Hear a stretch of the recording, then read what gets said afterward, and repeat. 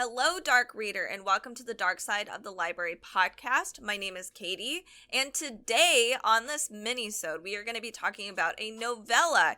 It's by Victor LaValle, and it was really interesting, the description, so I figured I would read it, but I didn't realize it's actually a retelling or a revisitation of H.P. Lovecraft's mini-story, The Horror at Red Hook. So this novella is actually called The Ballad of Black Tom. Before we get too far into my thoughts, etc., let's talk about Victor LaValle. He's the author of the short story collection Slapboxing with Jesus, and those are 4 novels, which include The Ecstatic, Big Machine, The Devil in Silver, and The Changeling. He's also done 2 novellas. One is The Ballad of Black Tom and Lucretia and the Coons. He's also done 2 comic books. He's done Destroyer and a comic book called Eve. He's been the recipient of a lot of awards, including World Fantasy Award, British Fantasy Award, Bram Stoker Award, etc., etc. He loves the horror genre. He was raised in Queens, New York, and he lives in Washington Heights with his wife and kids. He actually does teach at Columbia University. Now, let me go over what the summary of The Ballad of Black Tom is, and I'll tell you why I was intrigued, and I'll kind of break it down a little bit between The Ballad of Black Tom and H.P. Lovecraft's actual story, The Horror at Red Hook. So I picked this up because the hardcover was published this year in 2022, but apparently it was originally published in 2016. I had no idea, so I came at it thinking it's a brand new book.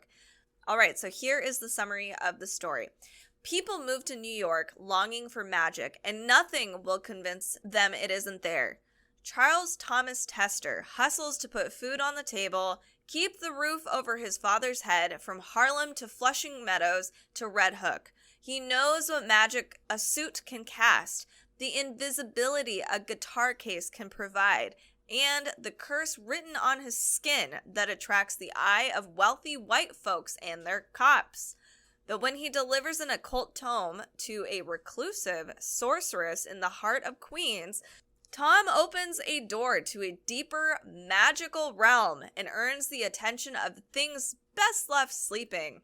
A storm that might swallow the world is building in Brooklyn. Will Tom live to see it break? All right, so I was drawn to the story because I'm actually becoming very intrigued with African American perspective in horror. I actually sat on a panel. I didn't sit on a panel. I listened to a panel of horror authors, and a couple of them were Black, and they were talking about just how saturated white horror authors are in the community, and there is a totally different perspective of horror in a different cultural lens. I am really intrigued by that perspective because I think horror is such a big genre and it covers so many things, and one thing that's scary for one person might not be scary for another, and there's a lot of realism in horror as well, including things like this story that is clearly creature monster horror. So I really dig that. Also, I've just been really digging the jazz background because Thomas Tester is supposed to be kind of this musician in Queens, and I've read a couple stories, horror stories, where you've got a lot of these jazz musicians from back in the day and jazz age New York, and also a little bit of that supernatural horror. I really love it. I don't know what the combination is that's drawing me to it, but it's just something I've really been enjoying, with especially with short stories. Another thing is, it is quite short. So this is 160 pages, and it went by very, very fast. It was a enticing story from the get-go. I wouldn't say it's a roller coaster ride. It was pretty steady as far as the build-up to the climax of the story, and then even kind of the little aftermath, the residual creepy overfloweth that horror tends to do sometimes. Victor LaValle modernizes some of H.P. Lovecraft's garbly-goo. Of course, I'm minimizing this. H.P. Lovecraft isn't necessarily the book I would go for, just because I'm not a huge fan of his writing style. It's a little too old for me, and it's just a little muddy, and it felt really pretentious, to be perfectly honest. So I really enjoyed this. It flowed better, it made more sense, but you still kept with the tone of the time and the seriousness of what Charles Thomas Tester has to go through. So speaking of all those things, we're going to move into some other themes of this book. H.P. Lovecraft is a notorious racist. Let's just get that out of the way. That's a part of the reason why I haven't really been eager to read all of his stuff. When I first saw The Ballad of Black Tom, I had no idea that this was a retelling of a H.P. Lovecraft story. That was my mistake. I just went right in. Apparently, the Lovecraft story that this story is based on is called The Horror at Red Hook, and it is one of the most racist stories that you can find for Lovecraft, which is impressive in itself. He talks about immigration, he talks about Persian devil worshipping people, Asian dregs, or just like all kinds of stuff, and it's really awful. It really is. I have not read it, but I've been reading a couple articles about this book. So it's interesting. Now we've got The Ballad of Black Tom, which takes a entirely different spin on this story, and I really enjoy it. So first and foremost, our protagonist is 20-year-old Tommy Tester, and he's a street hustler, and he lives in an apartment with his ailing father, and he's been slowly depreciating over time since his mother had passed.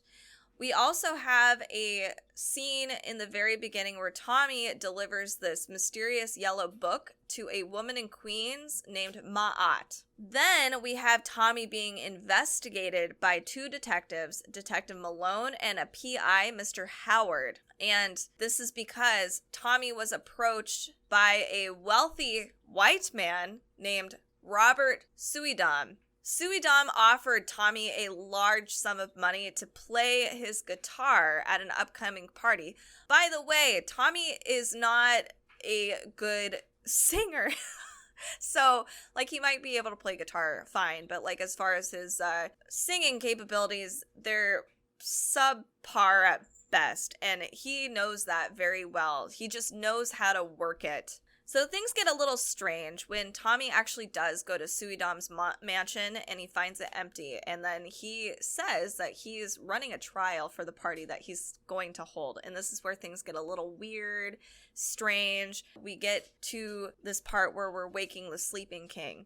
So those are all of the fantasy elements, and then I won't spoil the rest of the story. But LaValle's story brings a lot of character to the characters. He not only provides a very solid foundation, but you start to actually engage with each person, maybe feel for certain sides, or there's just a lot more substance to each person. Not only that, but there's a very strong, and this is something I personally enjoyed, and as it started getting into the older ones and like Cthulhu, etc., all of the monster stuff, it didn't seem to grab me as heavy as some of the aspects of what Tommy has to deal with, being a black man in Queens, New York, living in this apartment with his father, dealing with police brutality. All of those things are very, very huge theme, especially in the beginning of the story, and I actually felt like it was the best part of this story.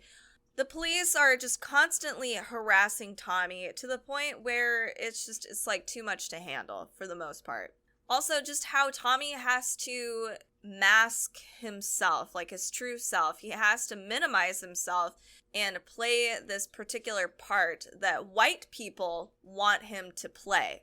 And that is pretty consistent even towards the end. In H.P. Lovecraft's story, his protagonist is actually Thomas Malone, who is a writer playing at detective work in New York, and then all of the other stuff begins to happen. Suidam is also a character that's in, both stories, but it's interesting that LaValle has taken the protagonist in H.P. Lovecraft's story, Thomas Malone, and split it into two separate characters, so Malone being the detective, and then we have Black Tom being our protagonist.